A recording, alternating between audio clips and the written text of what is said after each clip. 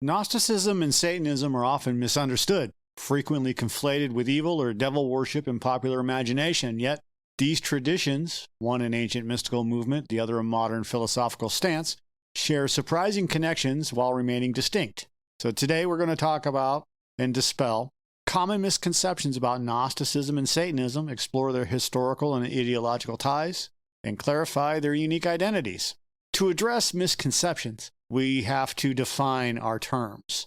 Gnosticism refers to a group of religious movements from the 1st to 3rd centuries, primarily within early Christianity, and though it was influenced by Jewish, Hellenistic, and Platonic thought, it emphasizes gnosis for the path to salvation.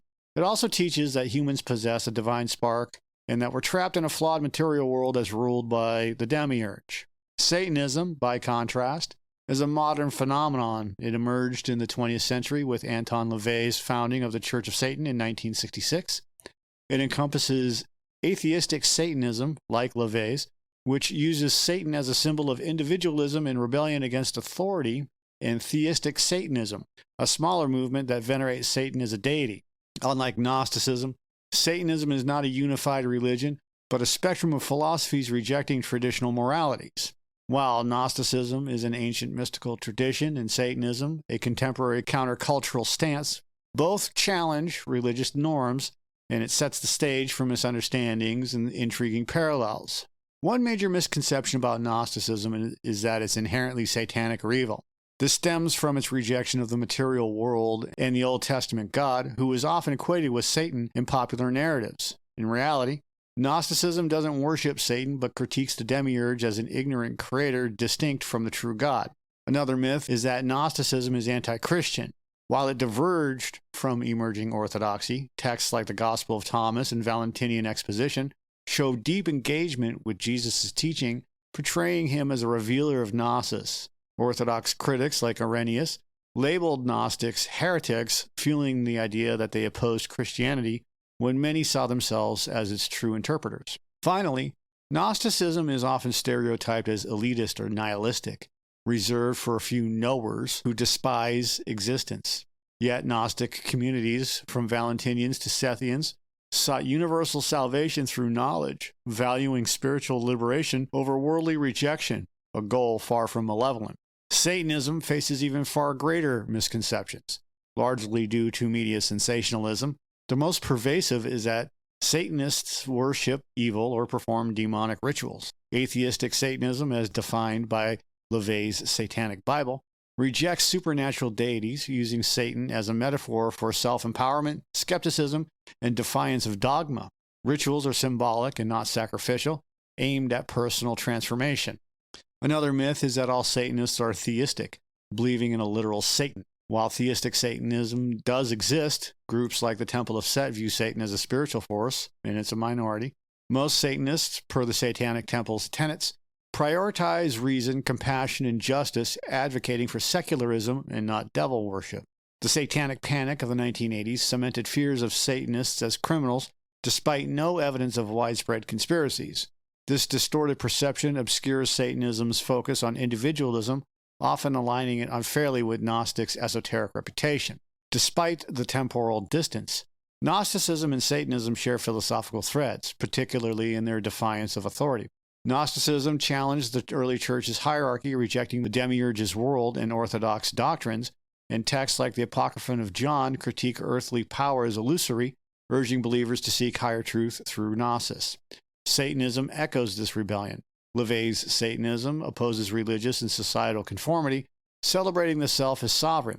The Satanic Temple's activism, like challenging religious monuments in public spaces, mirrors Gnostic resistance to imposed beliefs, prioritizing individual reason over collective dogma. Both traditions also value knowledge as empowerment. Gnostic gnosis unveils divine truths, liberating the soul, while Satanism's emphasis on critical thinking, seen in LaVey's 9 Satanic Statements, encourages personal agency. This shared focus on enlightenment through self-discovery creates a subtle but significant connection. Symbolically, both traditions engage with figures of rebellion. In Gnosticism, Sophia's defiance of the Pleroma's order leads to creation, which is a complex act of independence and not evil. In some texts, like the hypostasis of the archons, depicts serpent imagery positively as a symbol of wisdom, contrasting with orthodox vilification. Satanism reclaims Satan, traditionally Christianity's adversary, as a symbol of freedom and intellect. LaVey drew on Milton's Paradise Lost, portraying Satan as a heroic soul against tyranny.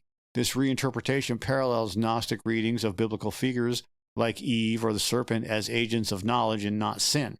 These overlaps don't imply worship of the same figures, but reflect a shared impulse to challenge dominant narratives, finding value in symbols of dissent. Both traditions use myth to question authority, fostering a critical stance toward received truths. While connections do exist, Gnosticism and Satanism differ fundamentally. Gnosticism is a spiritual tradition. It seeks transcendence through union with a true God, and its cosmology with eons in the pleroma assumes a divine reality, even if it's obscured. Satanism, particularly in its atheistic form, rejects divinity, focusing on material life and human potential without supernatural salvation. Their views on the material world also diverge. Gnosticism often despises matter as the demiurge's prison, urging escape through gnosis. Satanism embraces the physical, with LaVey's carnal indulgence celebrating earthly existence, not rejecting it. Even theistic Satanists prioritize personal power over cosmic liberation.